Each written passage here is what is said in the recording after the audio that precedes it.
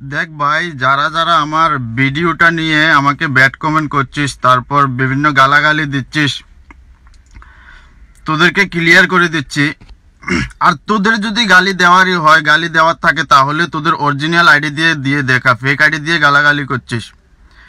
Actually রতনলালকে vice captain বলার কারণ কি ছিল? ভাইস ক্যাপ্টেন বলার কারণ হলো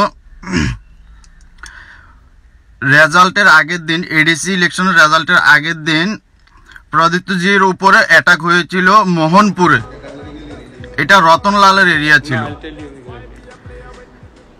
অ্যাকচুয়ালি এটা রতনলালই করিয়েছে, আর এটা নিয়ে রতনলাল একটা সাউন্ডও করেনি, কোনো কিছু বলেনি। ফর এক্সাম্পল, প্রদীপ্তজি ইলেকশন জেতার পরে এটা তো সবাই শুনেছি, শুনি কি বলেছে, উনি ত্রিপুরার রাজনীতিকে পাল্টাতে চায়।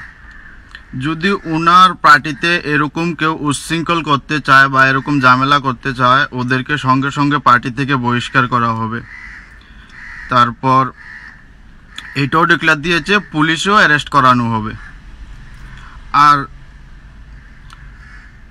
ওই দিনের বিষয়টা নিয়ে রতনলাল একটা সাউন্ডও করেনি। এইটাই কি ত্রিপুরার রাজনীতি? সরকার কিছু করলে সরকারের বিরুদ্ধে কেউ কিছু বলতেও পারবে না, ওকে অ্যাটাক করা হবে, হুমকি দেওয়া হবে বিভিন্ন। তো এটাকে রাজনীতি বলে না।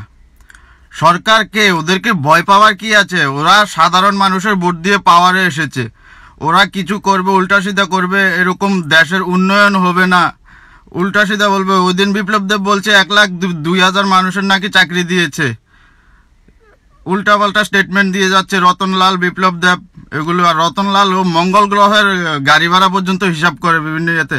আমরা ভাই বাইরে থাকি, তোরা তো জুমলা বক্তরা ত্রিপুরাতে থাকিস। মানুষ আমাদেরকে জিজ্ঞেস করে বাড়ি কোথায়, আমরা বলি ত্রিপুরাতে বাড়ি। ওর বলছে আরে তোমাদের ত্রিপুরা সিএম যে কি উল্টা পাল্টা বলছে, তারপর এডুকেশন মিনিস্টার এসব বলছে। তাহলে এগুলো বললে আমাদের কি খারাপ লাগে না? আমাদের অনেক খারাপ লাগে এগুলো বললে। তো যতদিন পর্যন্ত সরকারের কোনো রং করলে এগুলো আমরা বলতে পারবো না ওদের বিরুদ্ধে, বা কোনো কিছু প্রতিবাদ করতে পারবো না। ও বলছে দেশের নাকি, ত্রিপুরাতে তো মানুষের একদম হাল কন্ডিশন অনেক খারাপ। একে তো চাকরি দিচ্ছে না, বিপ্লব দেব বল যাচ্ছে, ওই দিন বলছে 1,02,000 মানুষের নাকি চাকরি দিয়েছে। এগুলো উল্টো পাল্টা যেমনই মনে আর যা আসে তাই বলে ওরা। তো ওদেরকে কেউ কিছু বলতে পারবে না। তোমরা জুমলা বক্তরা আসো অ্যাটাক করার জন্য, এটাকে রাজনীতি বলে না। যতদিন পর্যন্ত সরকারের এসব ভুলভাল এগুলোর প্রতিবাদ না করা হবে, ততদিন কোনো উন্নয়ন হবে না। খেলা যেরকম, খেলাতে মনে করো 2টো দল থাকে, 3টো দল থাকে, তারপরে এক টিমে কি খেলা হয় নাকি? কেউ কিছু বলতে পারবে না বা কোনো সরকারের রঙগুলো দেখাবে না, তাহলে তো মিস্টেক হবেই। প্রদোত বিক্রমজিকে অনেক শ্রদ্ধা করি, তারপর উনার ফ্যান আমি, কারণ উনি ক্ষমতা না থাকা সত্ত্বেও অনেক মানুষের হেল্প করেছে, মানুষের পাশে দাঁড়িয়েছেন। আর রাজ্যের উন্নয়নের জন্য, দেশের উন্নয়নের জন্য এইসব নেতা দরকার। আর তারপর আমি শ্রদ্ধা করি সুদীপ রায় বর্মন, তারপর সুশান্ত চৌধুরী, তাদের মতো নেতা দরকার দেশের পরিবর্তন, দেশের ডেভেলপমেন্ট করার জন্য। আর কি ভুলভাল এগুলোকে বসিয়ে রেখেছে, যা মাথায় আসে তা আনসাইন্টিফিক স্টেটমেন্ট ওরা দিয়ে যাচ্ছে দিনের পর দিন। এগুলো কতদিন মেনে নেবে মানুষ? ওইসব জুমলা বকদের আমি ভয় পাই না একদম। निकल लौड़े, पहली फुर्सत में निकल। আইপিএল খেলার ভিতরে যেমন অনেকগুলো টিম থাকে, ওদেরকে নিয়ে মিমস তৈরি করা হয়, তারপর ট্রোল করা হয় ওদেরকে, তারপর ওরা ভালো খেলে। তো আমরাও সেম দ্যাট এরকম ওদেরকে যতদিন এগুলো ভুলগুলো মানে আমরা না দেখিয়ে দেব এগুলা ভুল করছে, তাহলে কোনোদিন উন্নত হবে না দেশ। আর মনে করুন বিল্লুদার রতনলাল ব্যাটিং করছে, আর আমি আর সুমেন সরকার ফিল্ডিংয়ে আছি, আমরা ফিল্ডিং। তো আর যেসব জুমলা বক্তরা আমাকে গালাগালি দিচ্ছিস, তোদের জন্য একটা ফ্রেন্ডলি অফার দিয়ে যাচ্ছি। যদি কিছু আমাকে এসব গালি দিবি না, যদি আমার কথাতে কোনো ভুল দেখিস বা কোনো কিছু রং দেখিস তাহলে ওপেনলি চ্যালেঞ্জ, তোরা আমার সাথে পাবলিকলি ডিবেটে আয়, লাইভ ডিবেটে আয়। প্রমিস করছি অনেক কিছু শিখাবো তোদেরকে। গালাগালি ভাই দেখ, এগুলো তো একদম ভালো না। আর গালাগালির মামলাতে কিন্তু আমি না থাক কিছু বলবো না এগুলো। আর একটা কথা মনে রাখবি, আমি কোনো পার্টি করি না।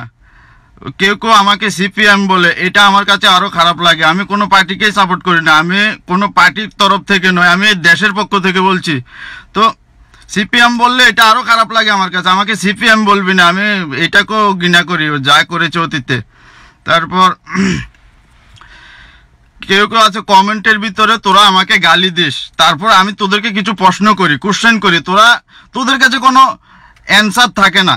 তারপরে এই গালাগালির ভিতরে ভাই তোরা এসে লিখে দিস জয় শ্রীরাম।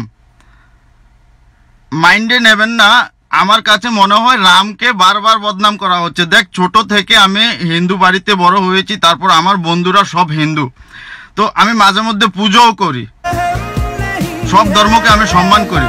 আমার কাছে মনে হয় না তোরা, আরে ভাই যেই কোনো জায়গাতে এসে জয় শ্রীরাম বলে দিস, গালাগালির ভিতরে তোদেরকে একটা কোশ্চেন করি, তারপর এটার দে, জবাব দে। তোরা তো জুমলা ভক্ত, তোদের কোনো কিছুই জানিস না। তারপর মানে তোর ভক্তদের আমি কি বলবো, কিছু ভক্তদের ক্লিপ দেখাচ্ছি, তোরাও সেম এরকম।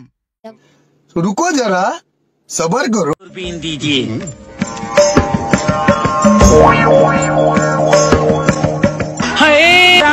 हमारा मोदी भगवान है और अमित शाह भगवान है, और मोदी राम और अमित शाह कृष्ण, और देश में जन्म ले लिए। आदित्यनाथ क्या है?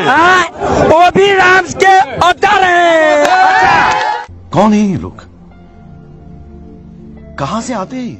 भक्ति और पागलपन में अधिक अंतर नहीं होता। सांसारिक दृष्टि से देखो तो भक्त पागल ही जैसा दिखाई देता है। तो प्रधानमंत्री मोदी हैं तो उन्होंने तो कुछ किया है ना। क्या किया बताओ? क्या जो सारा करप्शन तो वो मिटा रहे हैं, और क्या कर रहे हैं? जितने उग्रवादी जो जम्मू कश्मीर में किया वो अच्छा किया नहीं किया, देश के हित के लिए किया ना। क्या किया जम्मू कश्मीर? जम्मू कश्मीर में 370 हटाया। 370 मैंने थोड़ा ये है कि गुटखा खा रखा।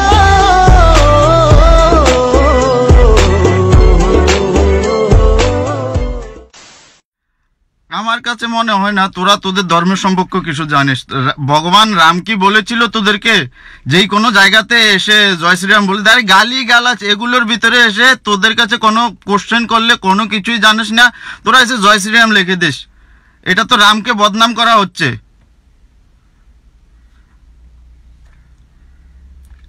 আমার কাছে মনে হয় এরকম, এটা বদনাম করা হচ্ছে। আর বাকি ঠিক নয় এগুলো গালাগালির ভিতরে তোরা এসে বলে দিস জয় শ্রীরাম, তোরাই গালাগালি করিস, তারপর তোদের এটাতে রিপ্লাই, আমরা কোনো কোশ্চেন করলে তোদের এটাতে এসে রিপ্লাই দিয়ে দিস জয় শ্রীরাম। তো ভগবান রাম উপরে বসে হয়তো, মানে কি বলবো, তোদের অন্ধ ভক্ত জুমলা ভক্ত তোদেরকে আর কি শিখাবো। আর যদি কিছু শিখতে চাস আমার সাথে পার্সোনালি বলতে, কিছু শিখতে চাইলে আমি শিখাবো ভালোভাবে, গালাগালি করবি না। এটুকুই ছিল, আবার পরে কোনোদিন।